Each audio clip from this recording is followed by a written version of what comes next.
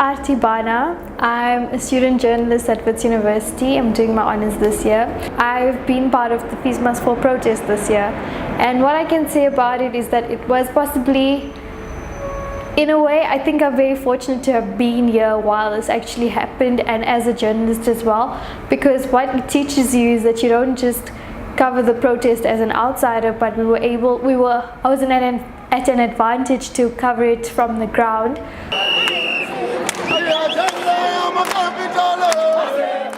Initially, I started off as a student. I was participating as a student, and I felt in a way that I had a responsibility to fulfill as a journalist, because I was in a position to actually help these people get their voices out, and that's why I actually started covering it as a journalist.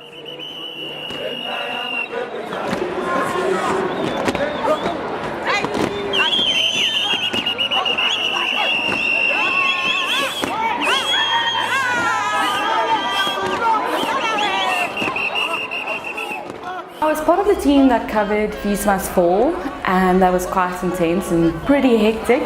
I didn't know how much of a toll it was going to take on me emotionally, because most of the time you're either on the side or you're behind the police to be safe from police and students.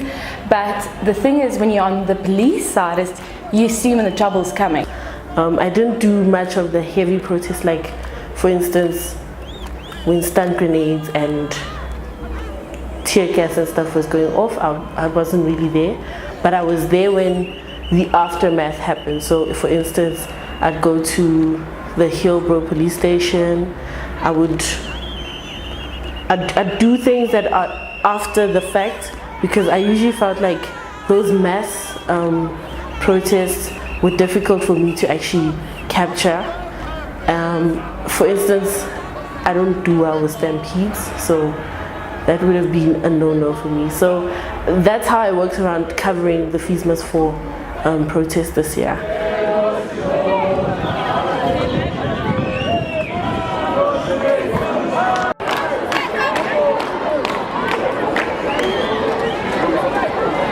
It was one of the best things to happen to any journalism student, because particularly because we got to learn how it might be in the real world. You cover it and then you realize that this is not just a story for campus or just Johannesburg or Wits for that matter, but so many other journalists were covering the story. There are a lot of things that came out of the story. A case of Mcaba Dlamini, who's now in jail, in prison, came out of Fees Must Fall. Police brutality. There were a lot of, in essence, it started as Fees Must Fall, but so many other stories came out of it.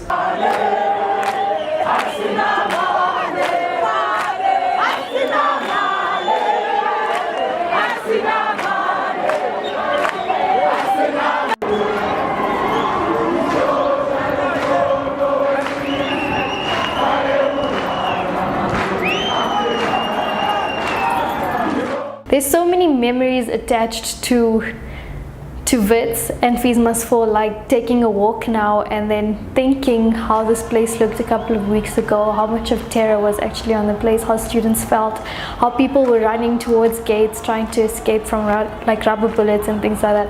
I think that all of these memories of Fees Must Fall is going to stick with me for a very long time, and despite it being very volatile, scary, I'm really, really grateful that I got to be part of it and actually have it as a movement that I can say I support.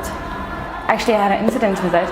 It was at the entrance by the Arts Museum, and I was standing on the police side, and I overheard one of the policemen say they're going to throw stun grenades. And I moved back a little bit, and the students were completely unaware of what was happening. And one of the policemen actually, I saw him take out the stun grenade and take out the pin, and then it was this complete chaos. There were, vigorous chats in the newsroom on whether to cover it or not to cover it, and I felt like, and as much as I was an activist, maybe it would serve me best if I was both an activist and a student, because I believe that there's a space for both.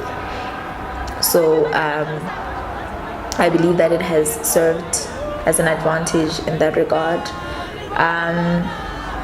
Disadvantages, of course, what everyone involved in the movement has been experiencing has been quite traumatic for the most part.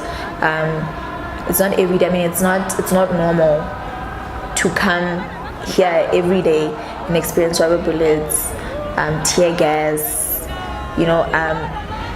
It has actually gotten so bad that you hear stun grenades and it's just normal. It's not anything that's scary, but it's just a normal thing.